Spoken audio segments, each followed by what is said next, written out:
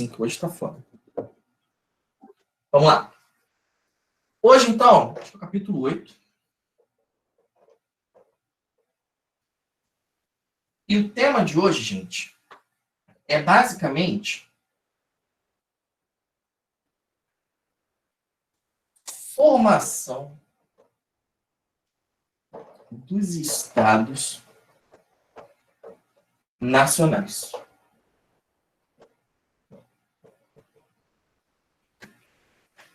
Eu vou abordar os exemplos de Portugal e Espanha. Mas, antes, é bom eu dar para vocês uma noção bem sólida e geral do que é isso. O que é isso aqui? Formação dos estados nacionais. E quando a gente fala de formação dos estados nacionais, a gente fala de um processo que ocorreu na Europa,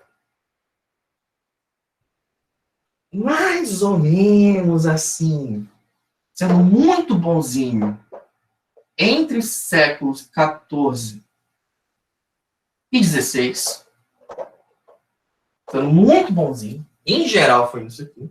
Então é da Baixa Idade Média até esse moderna. século aí. Era moderno. Eu estou considerando 14 para botar Portugal no negócio. Senão eu falaria mais 15 e 16 ou mais 16 mesmo. E o que é isso? A gente está falando de centralização. Centralização geral.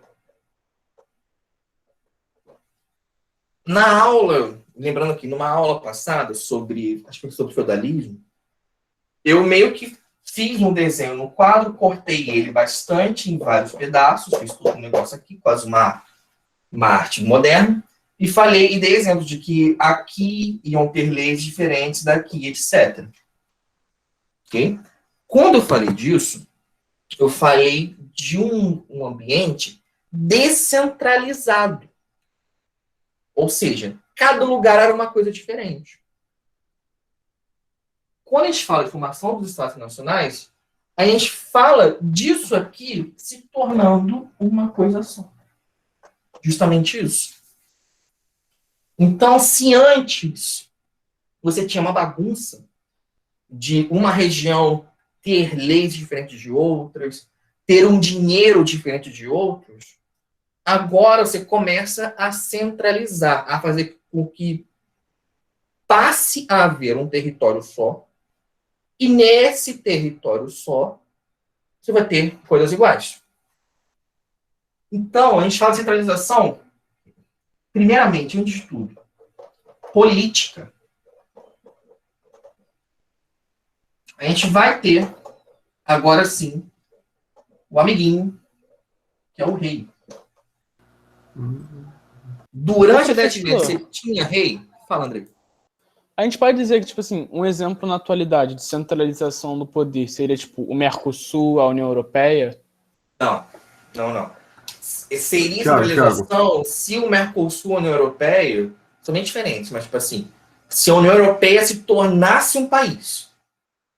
Ah, sim. Aí sim, seria mais centralização. Fala. Tiago, por exemplo, a gente vai estudar Luís XIV, essas coisas assim? Mais à frente. Ah, tá. Por enquanto, o que a gente tem que saber. Na Idade Média tinha rei? Tinha.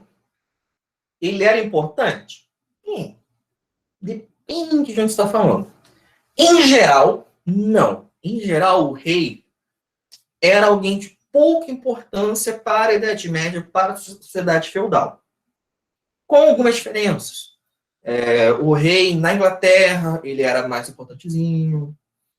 O imperador do Sacro Império Romano Germânico, ele era fortinho, ele era bem poderoso. Mas, em geral, quando a gente fala de Idade Média, o rei era pouco importante. Agora não.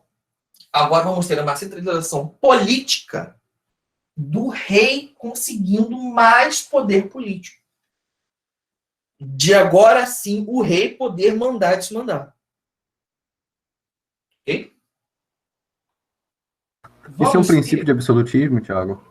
Princípio de absolutismo. Exatamente. Vamos ter uma centralização administrativa. Deixa eu apagar esse troço aqui com o desenho, que já tá bom o desenho. Beleza. Acontece no bilhar das famílias. Administrativa e Eita. territorial. Tá vivo o apagador. E também territorial.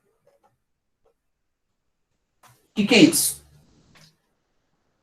Quando a gente fala de centralização territorial, seria o exemplo que o Andrei deu da União Europeia. Para a União Europeia ser uma centralização territorial, quer dizer que os diversos países deixaram de existir e viraram um país só. Isso é uma centralização territorial. Quando aqui a gente tem uma centralização territorial, em muitos casos mesmo, isso quer dizer que havia vários reinos diferentes, havia várias coisas dependentes entre si, que se juntaram, viraram um país só. No caso da Espanha, tem isso. Isso também gerou uma centralização administrativa.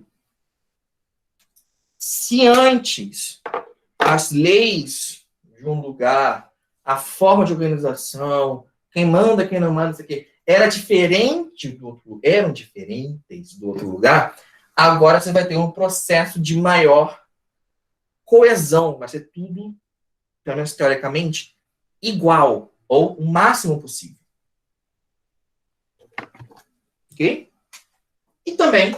Mas não podia variar de reino para reino? Sim, mas, por exemplo, não dentro do território. Mas em sim. tese. Até você tinha, né? É comum você ter uma lei específica para uma parte só do território. Mas agora é uma coisa coordenada pela capital, tá? Pelo centro. Deixa eu só te perguntar, quando a gente vai poder entregar? Até que horas a atividade de aula? Porque ainda vou mandar foto lá no grupo. Eu botei até amanhã. Então de boa, tranquilo. Vai ser antes. Até amanhã, no final do dia. Pô, Thiago, até amanhã é um prazo um pouco apertado, hein? Não sei se vai dar, não. Thiago, aí foi complicado. Se quiser, eu ponho até hoje, não tem problema. Andrei, cala a boca. Maior prazer. E por último também, uma centralização monetária. Isso aqui foi importante, muito importante para os países. O que você tinha antes? Os vários reinozinhos pequenos, vários territórios dependentes, cada um tinha seu dinheiro. Cada um tinha sua economia. Cada um tinha sua vida. Quando você tem essa centralização política, territorial, administrativa, você passa a ter uma coisa só na questão de economia. Passa a ter uma coisa só na questão de qual é o dinheiro que circula aqui dentro. Isso aqui tem um impacto muito grande para a vida econômica desse reino, desse país, né? Você passa a possibilitar melhor um comércio interno, você passa a possibilitar mais o comércio exterior, porque fica algo mais fácil mesmo de gerenciar. Fala, Juliana.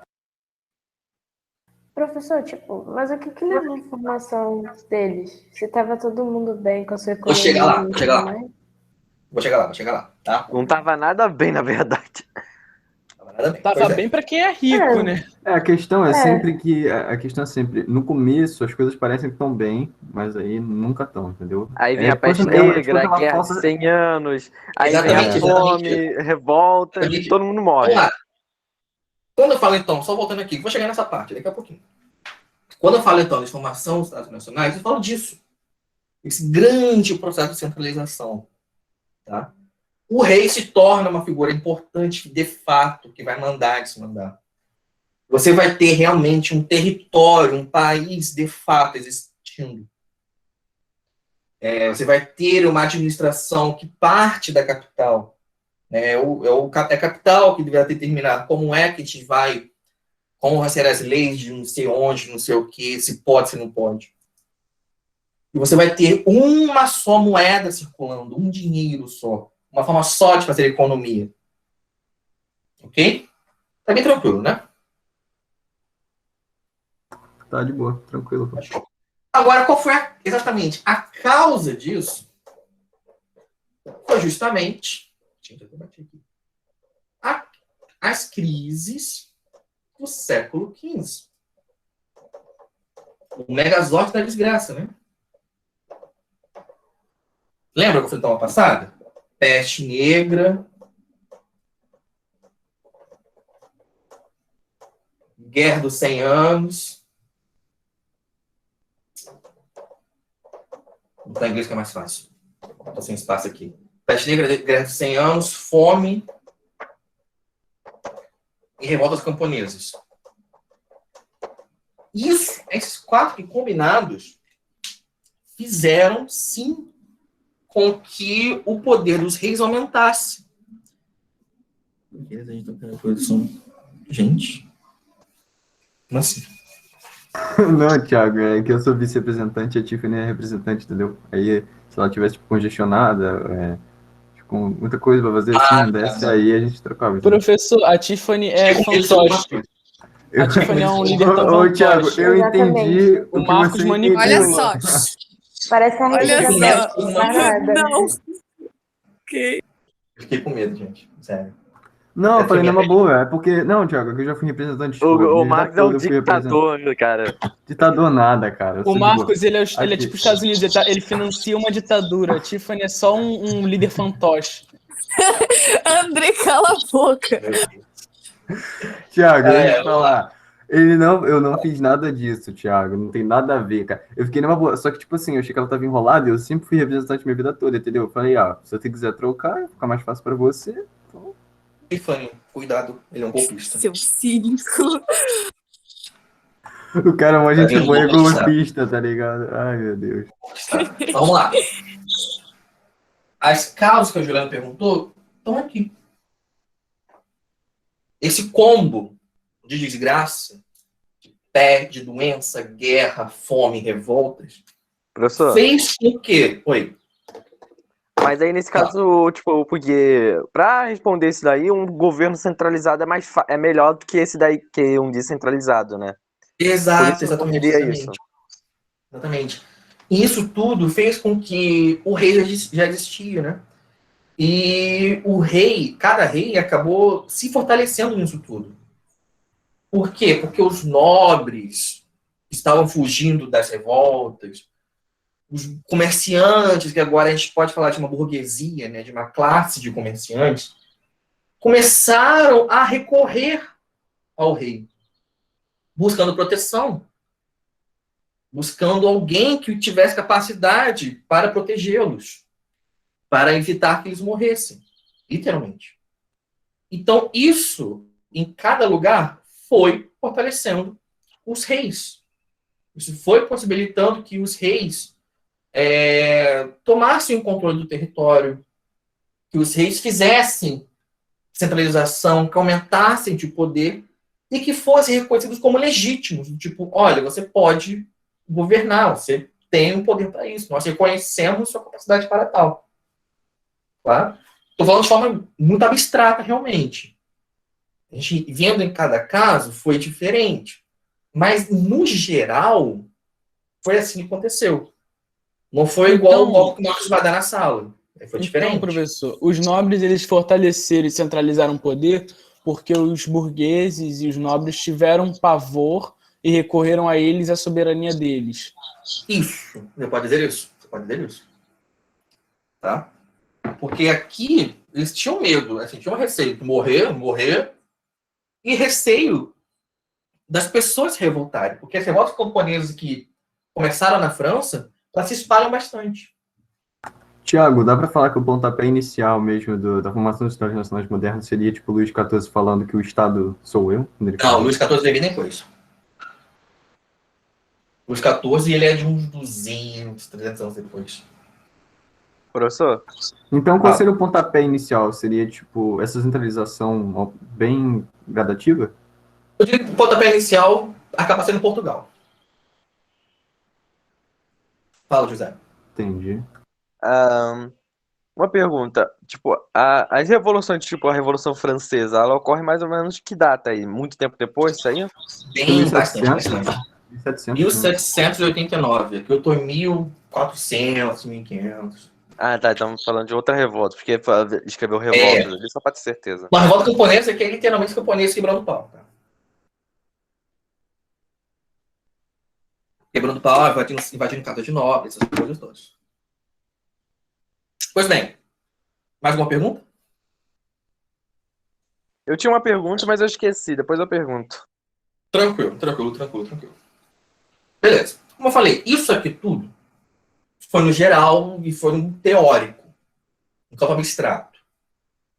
A gente costuma ver cada caso especificamente porque em cada país isso ocorre de forma diferente. Em alguns, isso levou mais séculos para ocorrer. Por exemplo, aqui, hoje a gente vai falar de Portugal e Espanha. Se eu vou falar de Itália, isso leva mais 400 anos. Porque a Itália só vira país em 1871, junto com a Alemanha. Mas aqui a gente fala muito de quem? Portugal, Espanha, Inglaterra e França também. Beleza? Juliana, entendeu as causas? Tranquilo? Uhum. Bom, posso pagar, gente? Pode. Juliana Pode sim, deixou? pode Você sim. deixou? Então o Pode Andrei ficar. tá tirando print, né? Aí ela tá. Fica tranquilo. Tá, tranquilo. E eu vou mandar as cópias também. Quer dizer, não vou mandar Eu tô nada, bonito que no aí print? ela... Tô bonito no print? Acho que tá. Eichel, ele tá bonito no print? Tô bonito no Professor. print, Eichel? É bom estar bonito no print. Fala. Professor, onde é que entra a igreja nesse treco todo? Só pra perguntar. A igreja acaba sendo ela acaba endossando muito essa autoridade real, essa autoridade régia. A gente pode falar isso. Aí tem A igreja aquela coisa vai- lá, aí tem aquela divisão de tipo o clero, aí depois vem o rei, aí os nobres, aí os burgueses, aí as pessoas. É porque a gente vai, assim, concomitante disso tudo aqui, vai começar um processo na igreja de própria reforma dela, de surgirem protestantes. Então, ao mesmo tempo, na verdade, a gente vai ter o quê? Muitos reis auxiliando, fazendo alianças com o clero, com a igreja. Tá? O caso da Espanha vai ser muito marcante para a igreja católica, vamos falar daqui a pouco. Porque a Espanha, quando surge a Espanha vai ser uma grande defensora da igreja católica, assim, com sangue nos olhos mesmo. Então você vai ter essa aliança mais da igreja Sangue nos olhos legitimando. e espada na mão. É, literalmente, na verdade, literalmente. Então você vai ter essa coisa da igreja legitimando essa galera. Pois bem. Entrando agora para o caso de Portugal e Espanha.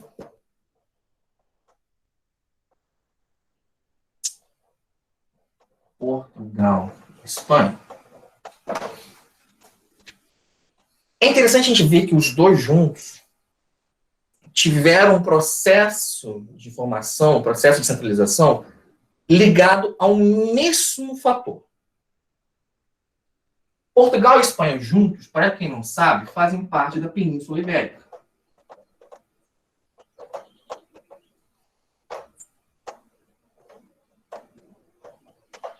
Geograficamente falando, eles fazem parte da Península Ibérica.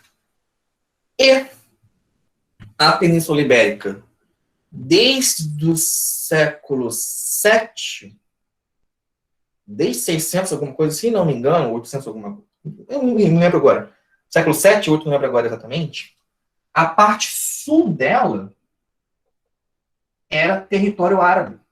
Ô, professor, você agora fala só sobre Portugal e Espanha, né? É porque eu tô Sim, dividindo em ô, tópicos. Thiago, na Vou ficar verdade, a propagação islâmica começou para 700, né? 600 e pouco, né? 600 e Depois- pouco. A propagação depois islâmica de- começa em 600 e pouco. Eu não lembro agora exatamente quando eles chegam na Europa. É depois do Califate Azul-Alá, não é? Depois do Sim. califado, né? Ah, então tá certo. Exatamente. O importante é, a parte sul da Península Ibérica foi território muçulmano. Esse território muçulmano da Península Ibérica durou 700 anos aproximadamente. Isso tem influência até hoje para o sul da Península Ibérica, tá? Ou seja, sul de Portugal e Espanha. No sul da Espanha você consegue ver ainda uma grande influência de arquitetura árabe, etc, etc, etc. Para cá, por que isso é relevante? Porque os nobres europeus que não estavam no território islâmico, durante 700 anos, ficaram com uma intenção e tentando expulsar os muçulmanos. num processo que ficou conhecido por eles como reconquista.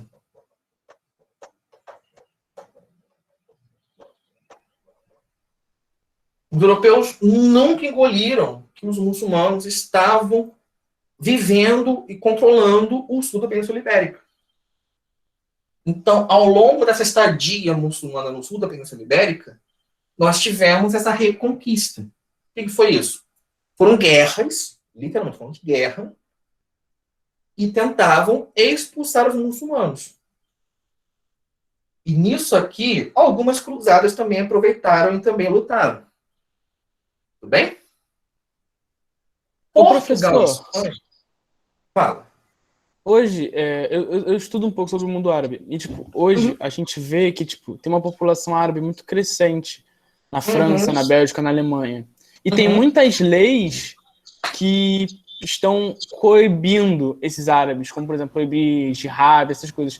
Sim. A gente, tipo assim, usando o anacronismo, a gente pode dizer que, tipo, hoje a gente está vivendo... Hoje, essa burguesia europeia, ela tenta fazer uma reconquista com medo de uma expansão islâmica, só que de uma forma jurídica. Até a lance da França, por exemplo, grande parte, se não todos os muçulmanos têm um ódio natural e, assim, alheio ao Macron, né? Aliás, Sim, eles têm um não ódio sei nem o que absurdo do falar, não sei nem Macron. classificar o Mas Macron, a né? questão O que ele hoje ela é faz mais relativa ao colonialismo do século XIX, não tanto daqui. Você pode falar em uma reconquista, algo mais Eu acho simbólico, que não, né, algo Thiago? mais no Porque campo tá... das leis. Não, então, eu tô Eu acho que falando não, da que a reconquista nesse mesmo no sentido. do redomínio. Nesse No caso, ainda sentido tem dois. simbólico, porque Calma. eu vejo, pelo menos, que muitos franceses, pessoas muito mais, obviamente, pessoas muito mais viradas a uma direita, elas têm sempre usam essa fala de a conquista islâmica na Europa, o avanço islâmico na Europa. Então eu acho que eu estava perguntando para você mesmo se é uma reconquista mais simbólica. Dá para você falar que uma conquista simbólica, uma tentativa de reconquista simbólica, de manter um tipo de pureza europeia, algo assim.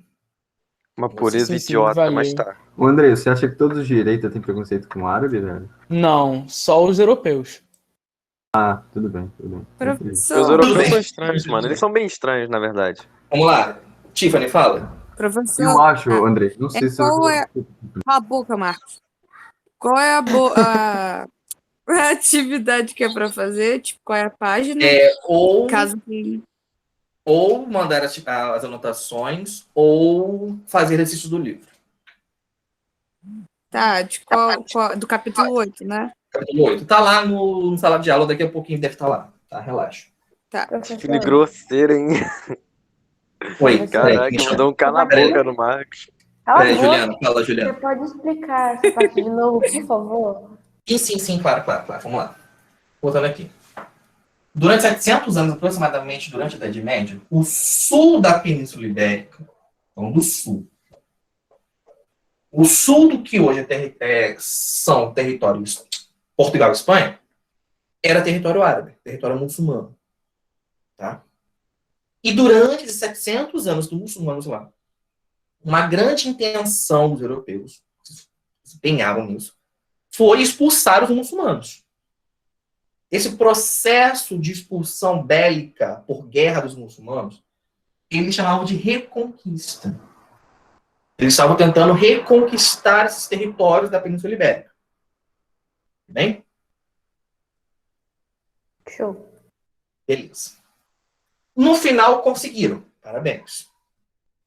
E daí que, como um resultado da reconquista, além deles terem tido uma forte influência árabe nas línguas, na cultura de Portugal e Espanha, adendo, temos influência do árabe no nosso idioma, fecha adendo, como resultado disso, os próprios países de Portugal e Espanha surgem em decorrência dessa reconquista. Primeiro Portugal e depois Espanha. Bem? Tá aqui tranquilo? Tranquilo, Thiago. Beleza. Agora, vendo exatamente o primeiro caso de Portugal, que Portugal foi o primeiro. O primeiro a surgir como país acaba sendo Portugal.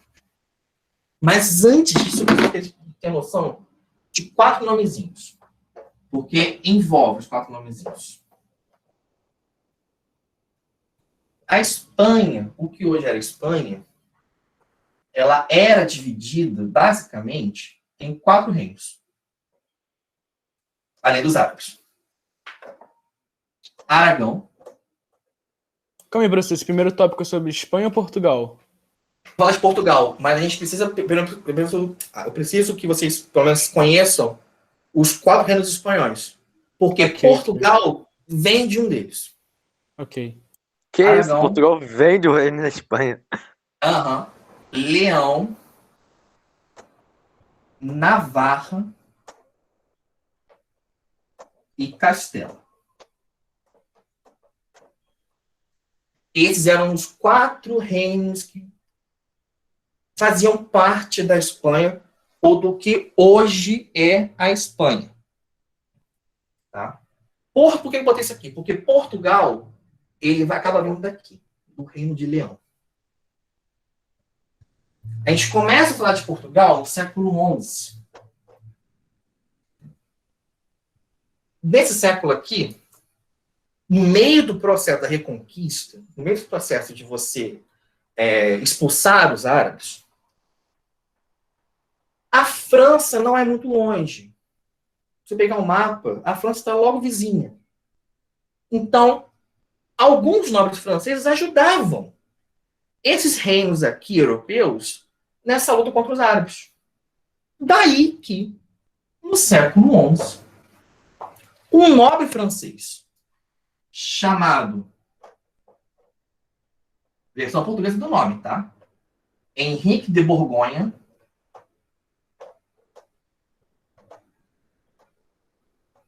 ou em francês, o que quiser, tá?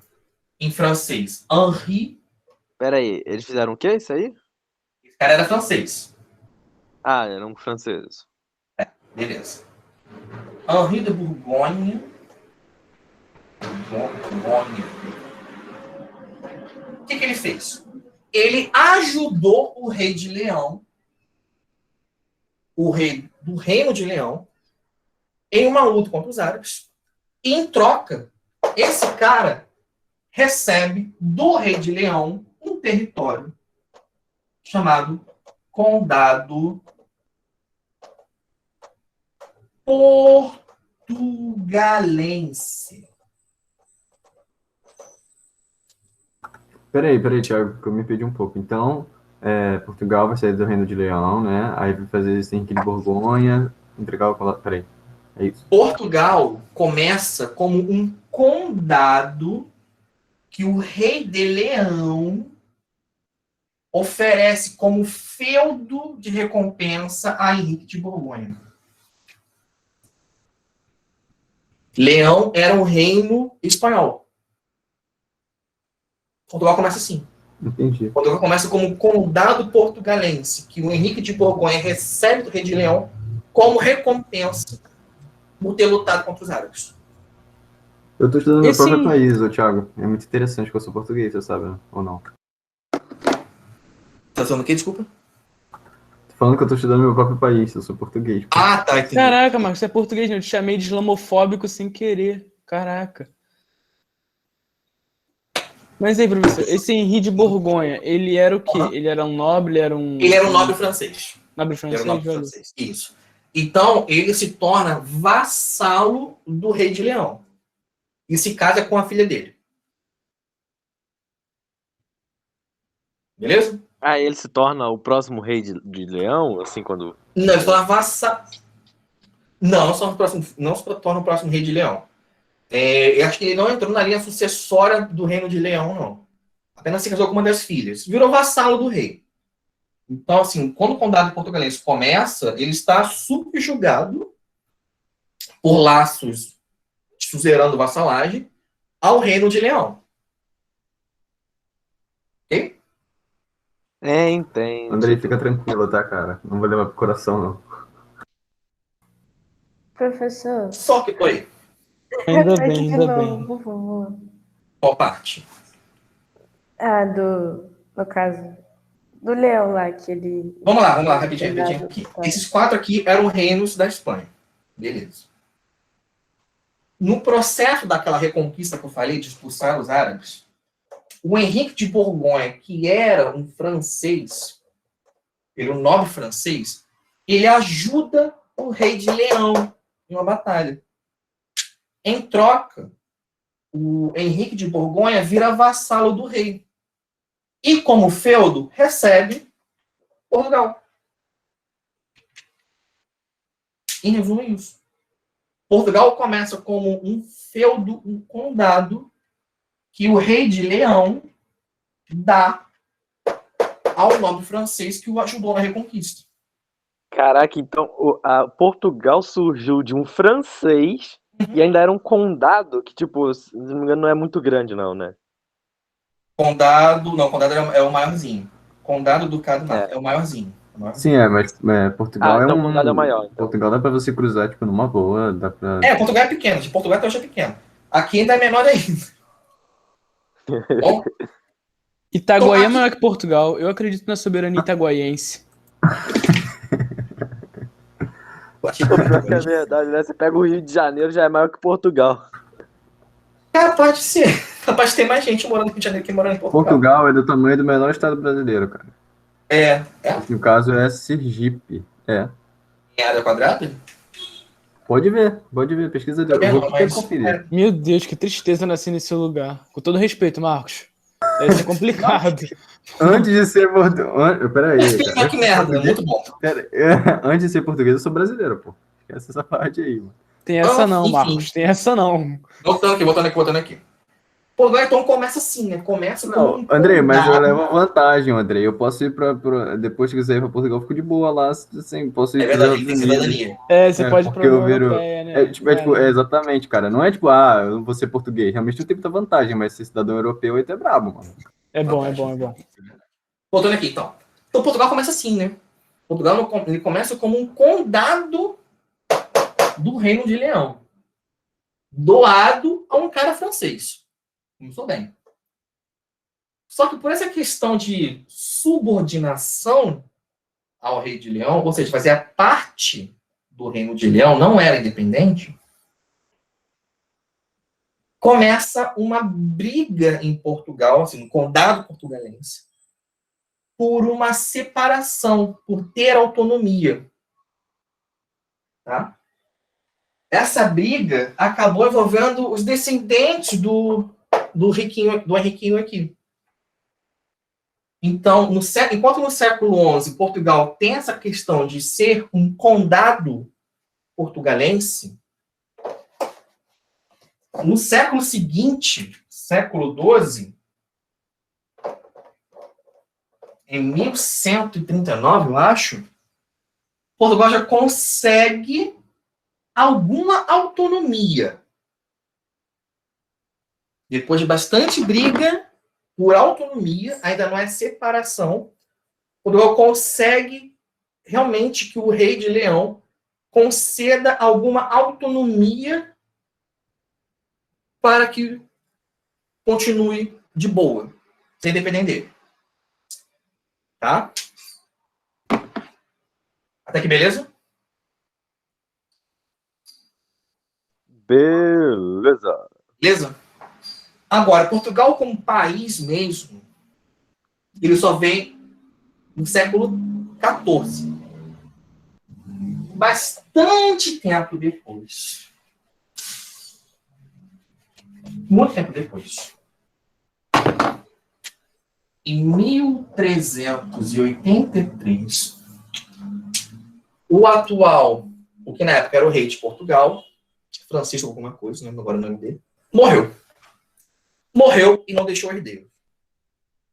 A morte do rei causou uma crise interna muito grande. Por quê? Peraí. Repete o que você disse. Nesse ano aqui, Portugal ainda não era totalmente independente, coeso, sozinho como um país. Mas tinha lá seu governante. Tinha um rei que era vassalo de outro rei. Enfim. Esse cara morreu. E não deixou herdeiro. E aí? Aí que deu merda, deu briga, deu treta. Por quê? De um lado, principalmente, os nobres de Portugal começaram a querer que Portugal voltasse a fazer parte do Reino de Leão. Mas os comerciantes de Portugal, já podemos falar de uma burguesia, né?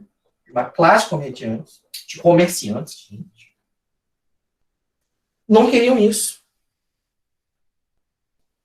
Enquanto os nobres estavam querendo que Portugal voltasse a ser subjugado totalmente pelo Reino de Leão, a burguesia começou a querer uma total independência, querer que Portugal se tornasse uma coisa à parte, independente do Reino de Leão.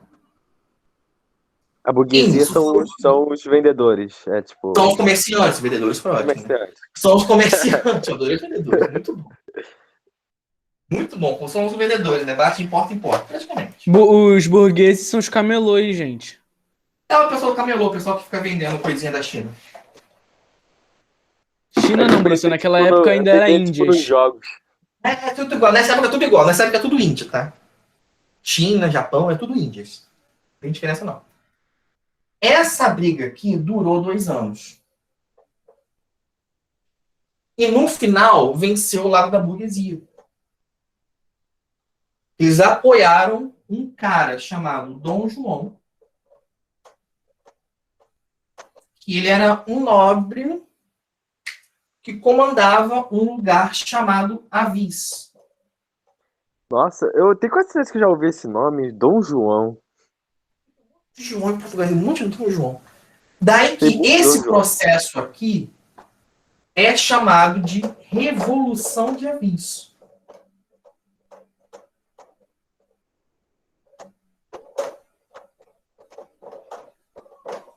É o nome que se dá a quando Dom João conquista a coroa portuguesa, resolvendo a briga interna que estava tendo, e faz com que Portugal se torne agora realmente totalmente independente do Reino de Leão. Ô, gente, já parou pra pensar que, agora a gente tá meio que aprendendo mais ou menos o que os portugueses aprendem? De história deles. Thiago. Que é a nossa história que a gente aprende. Dom João de Avis não é o... Não é oh, meu Deus, não é da burguesia? Ele foi pago pela burguesia, mas ele era nobre. Ele foi pago pela burguesia pra... Ele foi pago pela burguesia, mas ele era nobre. Entendi. Aí ele deixou Portugal com o Leão, foi isso? Ele... Não. Ele se tornou rei. E ele ter se tornado rei, isso o que tivesse realmente agora, assim, independência. Esse vínculo aqui foi totalmente cortado com ele. Ah, entendi. Agora sim. Entendeu? Então, Portugal começa lá como um condado portugalense, que o rei de Leão dá como feudo ao nobre francês que o ajudou a expulsar os muçulmanos.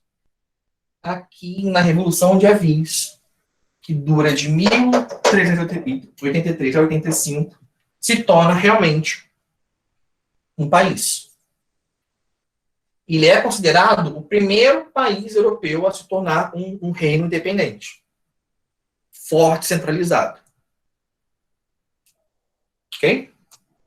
Não à toa, um pouco depois, Portugal, agora já como reino, ele já não demora a se tornar um reino rico, centralizado, forte.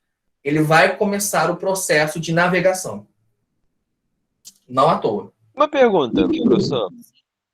Se Portugal era no início lá era tão poderosa, por que ela não se expandia pela Europa mesmo? E aí envolve uma questão de conquista territorial.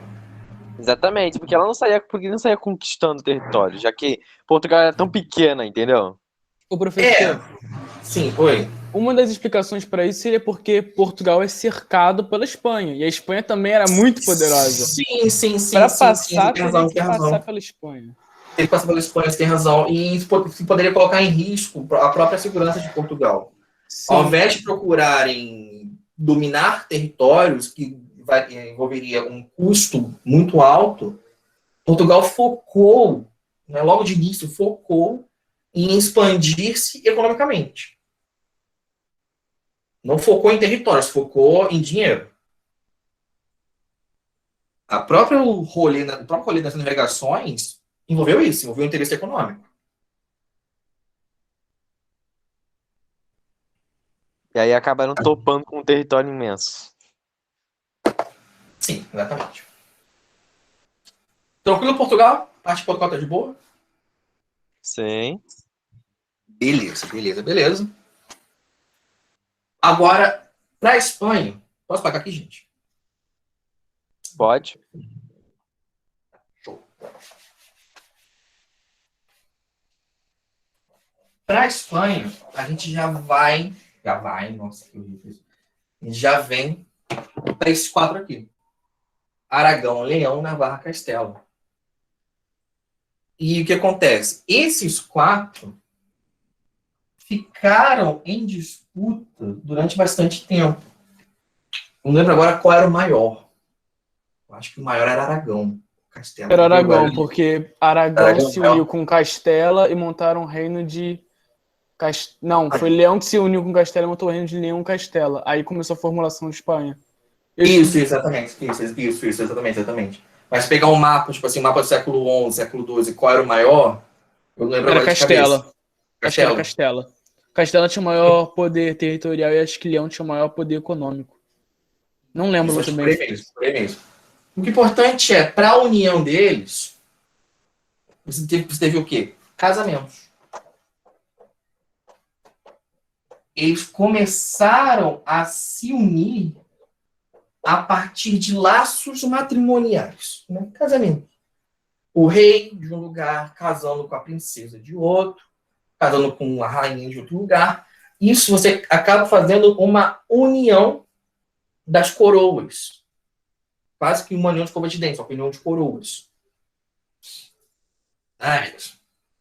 E o principal casamento disso foi quando Fernando, um carinha chamado Fernando de Aragão,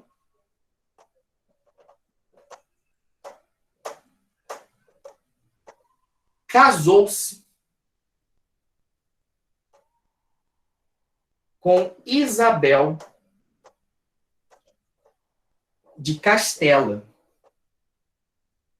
O casamento do Fernando de Aragão com Isabel de Castela foi o último desses laços matrimoniais que uniram esses reinos todos e geraram Espanha.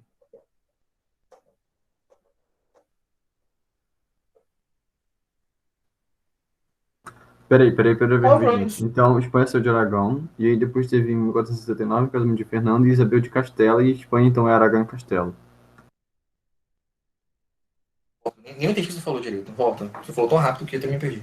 Desculpa, Thiago. Eu tava falando, começou com Aragão, né? Com o Fernando. Aí ele Casou com Isabel. E depois Isso. ela. Quando eles se casam, eles já tinham aglutinado os outros reinos. O casamento deles é o último marco dessa união que gera a Espanha. Isso tem algum problema para lá até hoje, porque a Espanha continua sendo um país em que as diferenças locais são marcantes. Professor, Fala. como é que acontecia a união administrativa? Porque, por exemplo, eu suponho que Aragão, Castela, Leão eram reinos, talvez de uma dimensão diferente, mas importantes. Então, como é que acontecia se nessa época não tinha uma centralização monetária, não tinha uma centralização de... A centralização ela começa justamente após no caso da Espanha, após a união territorial. Não, sim, mas, por exemplo, quando casou, sei lá, o maluco de Leão com o maluco de Navarra, houve uma união entre os reinos, por exemplo, antes dessa consolidação de estados nacionais. Nessa que casou esses dois, como é que ficou a questão monetária, a questão administrativa? Foi uma absorção do maior?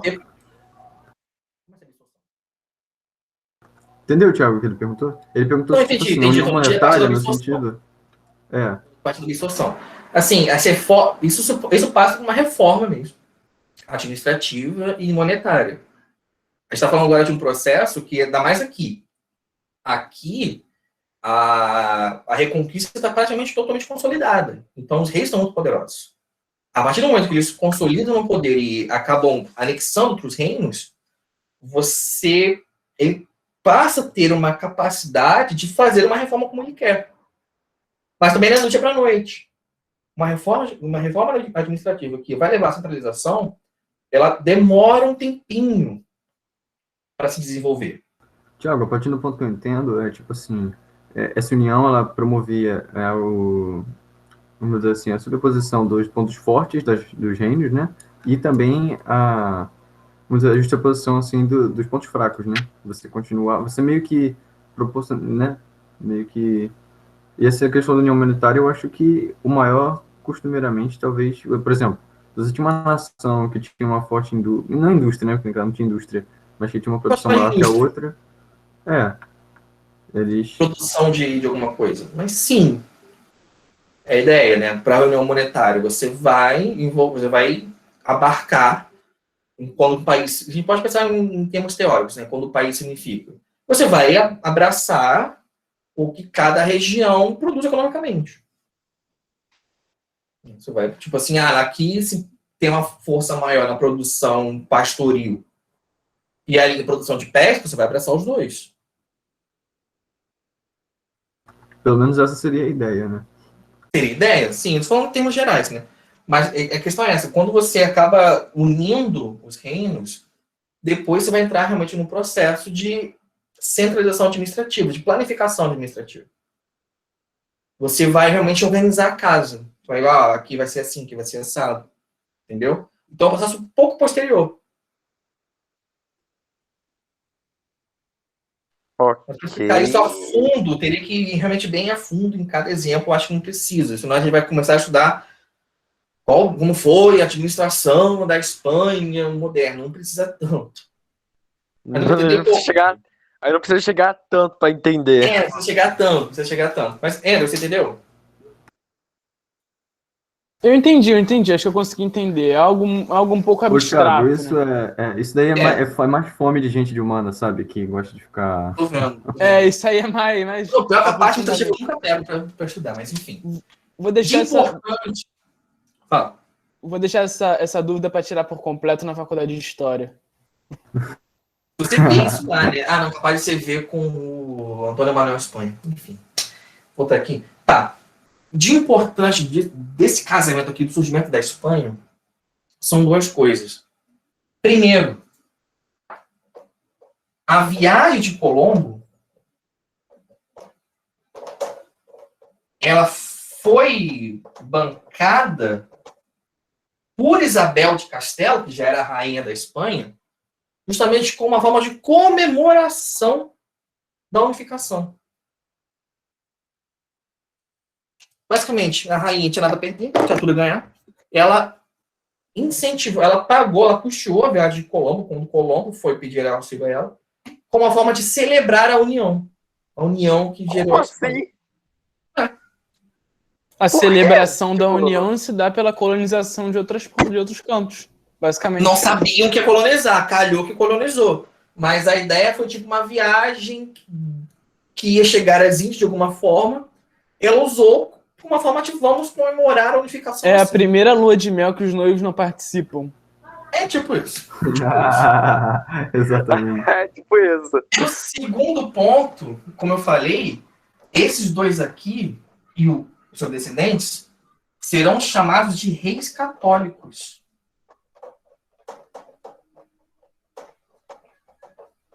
A Espanha, quando surge, ela vai ser marcada por um sentimento católico muito forte.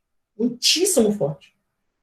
Que vai fazer com que, por um acaso, por exemplo, a Inquisição da Espanha se torne sinônimo de Inquisição forte e mortífera. Então, Thiago, peraí, teve meio que um patrocínio, né, de Isabel para Colombo, na primeira viagem, e futuramente foi chamado de reis católicos, beleza. E futuramente, os dois já eram muito católicos. E eles vão fazer com que a Espanha acabe se tornando um país poderoso, mas um país totalmente alinhado e parceiro, mesmo, posso chamar de parceiro, da Igreja Católica, defendendo-a, Só que no nível extremo, incentivando assim, né? conversões. No nível chegando ao extremista. Não, é totalmente extremista. A Inquisição Espanhola, ela nasce daqui. E a Inquisição Espanhola vai ser marcada como a mais forte, a mais sanguinária, a mais Thiago, extremista. se eu não me engano, até, eu não tenho certeza, tá? Posso estar falando besteira, mas os jesuítas, a classe de jesuítas mais extremos, né? Aquele tipo propagar o catolicismo, matar quem não aceitar, porque existem essa classe de Foram jesuítas. espanhóis. Era uma maioria espanhóis, né? Sim. Os jesuítas já tinham um modus operandi bem forte. Mas os Duvidoso. espanhóis são mais Não. ainda. Um É modo interessante operante duvidoso. analisar, geograficamente, só uma coisa que eu achei interessante agora. Conforme a gente vai para o ocidente da Europa, para a Europa Ocidental, para essa Península Ibérica, a gente vai tendo um alinhamento maior com o Vaticano. E conforme a gente vai se afastando mais ainda na Europa, na região da Alemanha, a gente vai tendo um alinhamento mais pagão, mais luterano, mais luterano, né? Qual é a Entendi o que você tá razão, falando. mais ou menos, disso? Eu acho que é proximidade com a Ásia, né, Thiago? Talvez. Não, com a Ásia não. Mas, de certa forma, não posso alinhar com uma descentralização política. A gente vai ver isso na aula sobre reforma.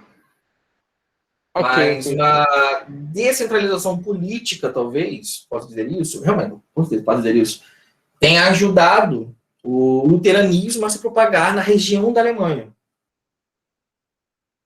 Porque as alianças e intrigas políticas foram importantes para Lutero não ser morto, literalmente. Tanto que Lutero era alemão, né? Sim, Quem mas era a gente Lutero? ainda não tem Alemanha ainda, tá? Mas assim, Peraí, quem era o Lutero? que ajudou Lutero a não morrer durante o processo Peraí, de reforma Zé, o dele... que tu tá perguntando, Zé? Quem é Lutero? Espera a aula de reforma. Thiago, explica Porque, pra assim, ele, Thiago. Não, peraí. Lutero foi reformador do cristianismo no Ocidente, meu filho, que foi o pai do protestantismo. Ele é o pai do Se hoje tem protestantismo, a luterão, Universal, brabo. o Crivella corre porque Martim Lutero engatinhou, sabia? Nessa Não. ideia. Peraí, o Mas isso Lutero, não é mais para aula de reforma. ele Vocês criou estão explicando tudo outros... errado.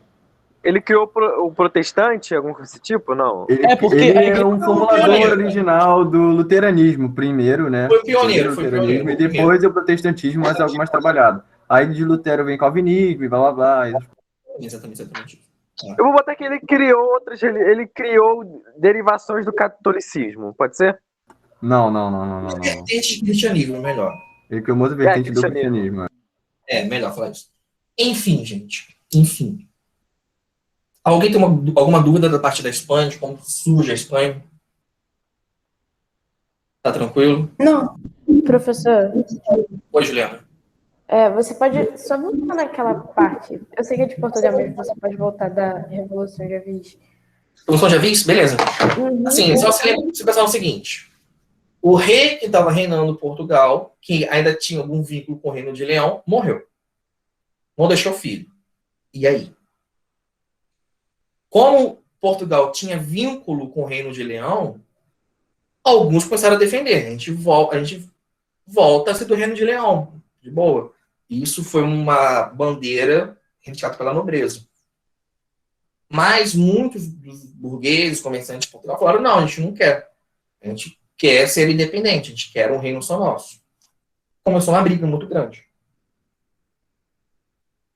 Após 2 anos de realmente luta interna, guerra civil, o Dom João, que era um nobre de um lugar de Avis, ele é chamado até de mestre de Avis, recebendo apoio da nobreza, recebendo apoio da burguesia, ele consegue derrotar, consegue vencer a guerra interna e se tornar o rei de Portugal.